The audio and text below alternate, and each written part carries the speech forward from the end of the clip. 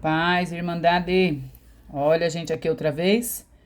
E agora aqui, em capítulo 9 de Marcos. Deus é maravilhoso. Vamos orar? Ô Pai, Senhor bendito, nós te adoramos. Nós te bendizemos.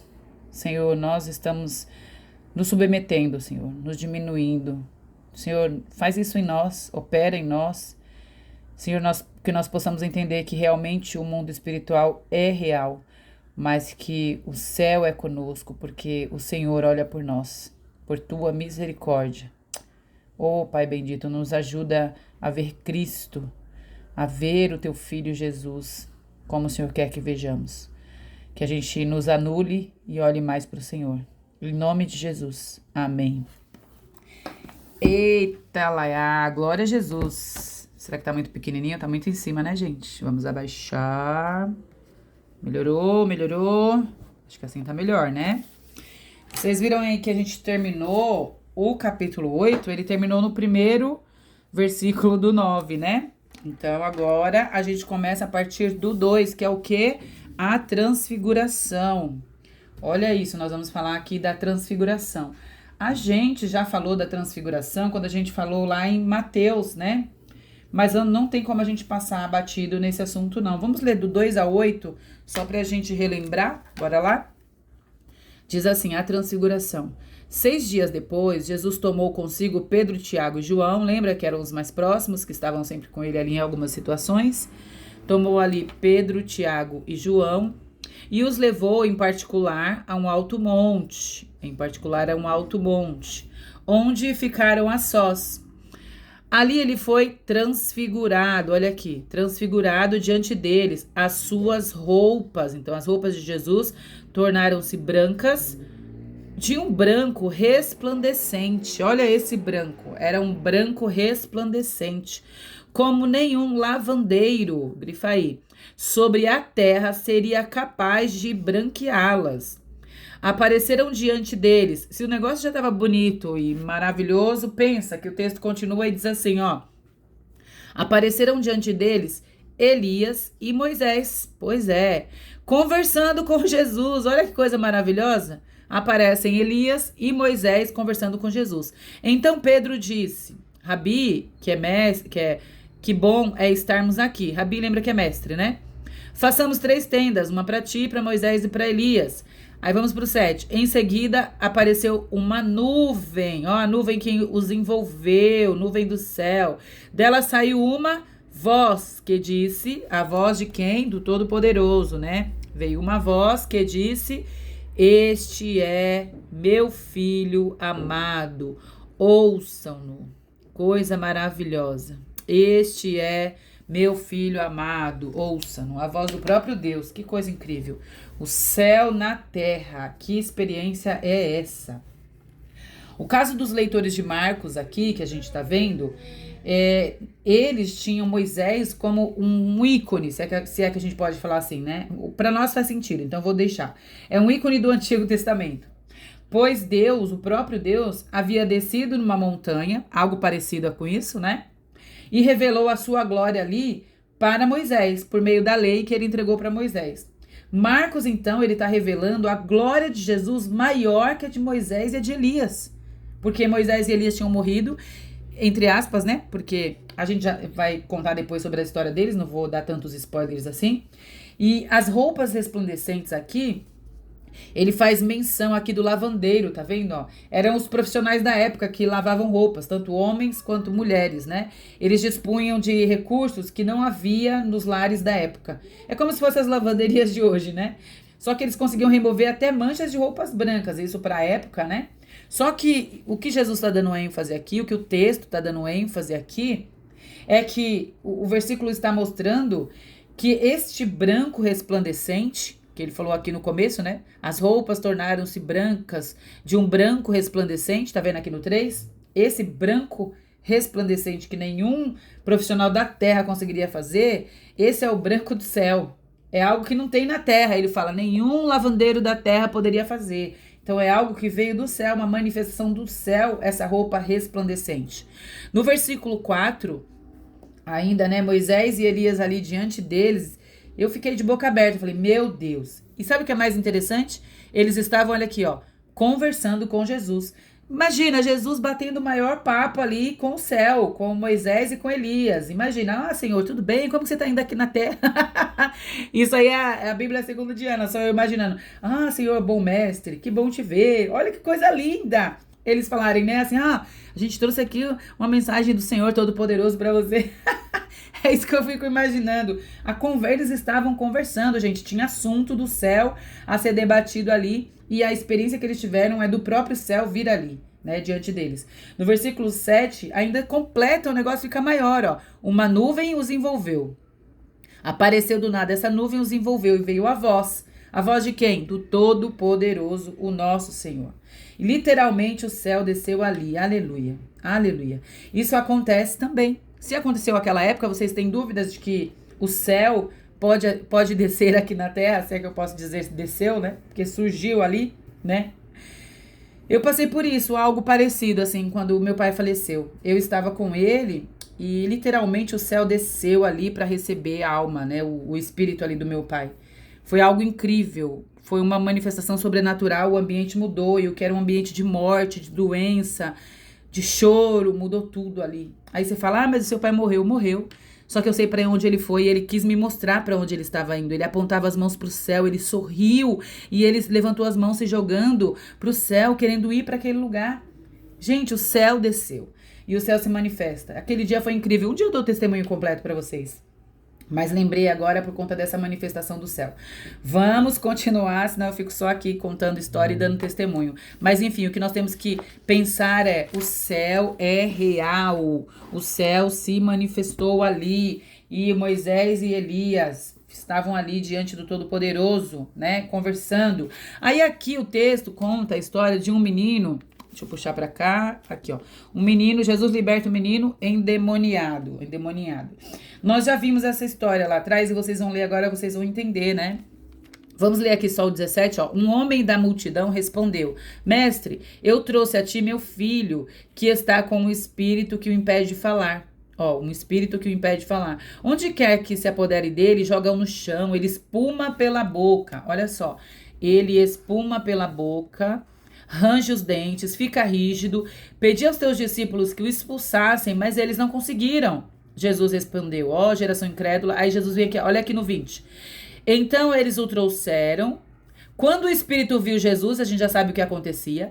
Imediatamente, causou uma convulsão no menino, convulsão. Ele caiu no chão e começou a rolar, espumando pela boca.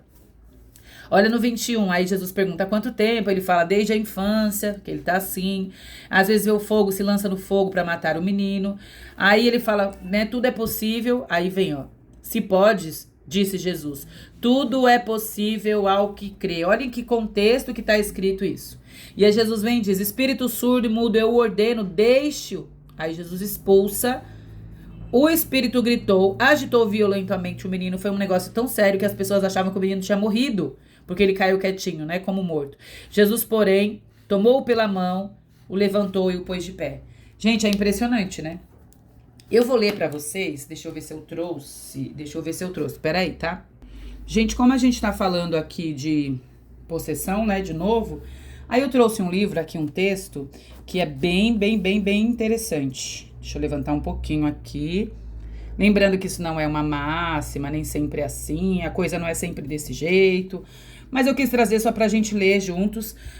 Acho que tá pegando todo o texto, né? Deixa eu levantar mais um pouquinho. Aí, agora dá pra ler. Eu coloquei aqui, ó, marquei aqui, ó, ler. Porque eu queria ler com vocês. A gente tá falando da possessão e é exatamente essa parte do texto, esse livro fala sobre isso. E diz assim, ó. O fato de um endemoniado não ser capaz de controlar a própria coordenação motora tem paralelo com exemplos de possessão em muitas culturas ao longo da história. E é atestado por inúmeros estudos antropológicos atuais sobre o fenômeno. Alguns autores notaram paralelos entre a atividade do endemoniado aqui e o comportamento dos epiléticos, um paralelo. Mas a epilepsia tem base neurológica. A epilepsia e a possessão demoníaca são distinguidas, ou seja, separadas uma da outra em Mateus 4:24, porque lá fala que Jesus curou os epiléticos também. Talvez as semelhanças indiquem que o espírito interferia nas mesmas áreas cerebrais cujo estímulo por outros meios produziria convulsões. Pesquisas sobre o cérebro humano demonstram, em certa medida, a existência de semelhanças no sistema neurológico entre transe do indivíduo, possesso e fenômenos como o sono, aí tem uma descrição aqui, o sonambulismo e uma série de outras condições físicas. O cérebro é suscetível aos estados alterados de consciência, mas nem todos eles indicam diretamente a atividade de espíritos externos. Ou seja, às vezes são questões cerebrais mesmo, ou doenças como a própria epilepsia, né?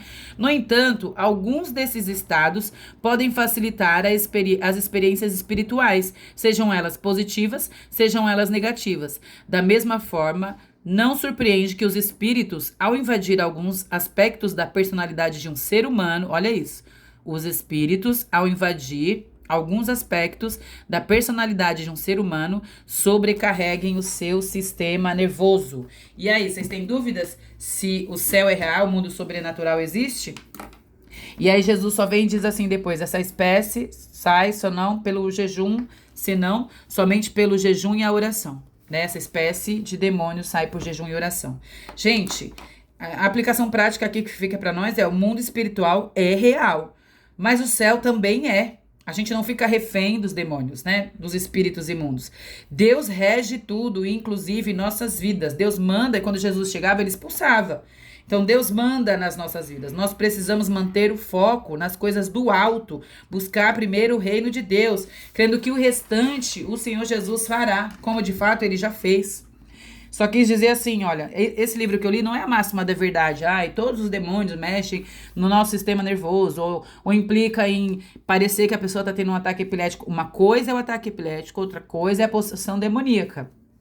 Mas nós podemos entender que os espíritos movem também no plano natural ali, na nossa mente. Natural que eu digo ele influencia a nossa mente, soprando coisas na nossa mente, muda aí a nossa questão das ondas cerebrais, como a gente leu. Então, o mundo, nós devemos fazer o quê? Ficar com medo. A Diana falou e agora eu tenho medo. Não, o que nós temos que fazer é buscar as coisas do alto, do reino, porque maior é o que está em nós do que o que está no mundo, né? E aí, lendo aqui, do 38... acho que é do 38, é aqui embaixo, ó, do 38 ao 41, vem uma parte que ele vem falando aqui, né, quem não é por nós é contra nós, vocês já ouviram isso daí? Quem não é por nós é contra nós? Vamos ler aqui do 38 ao 41, só pra gente entender, diz assim, ó, mestre, disse João, vimos um homem expulsando demônios em teu nome e procuramos impedi-lo. Olha isso, gente, tentaram impedir. Porque ele não era um dos nossos. O homem estava expulsando demônios em nome de Jesus. E eles tentaram impedir o homem. Do 39, Jesus vem e diz, não impeçam, disse Jesus. Ninguém que faça um milagre em meu nome pode falar mal de mim logo em seguida. Pois quem não é contra nós é a favor de nós. E aí Jesus vem e diz isso. Quem não é contra nós é a favor de nós. É interessante isso daqui, porque eu fiquei impressionada com essa coisa dos discípulos, né? Nós acabamos de ver, na outra história do menino, que os discípulos falharam tentando expulsar o demônio daquele menino, né? No início lá vocês vão ver isso. E aí eles veem um homem expulsando o demônio de um menino e eles tentam impedir esse homem. Isso não é impressionante?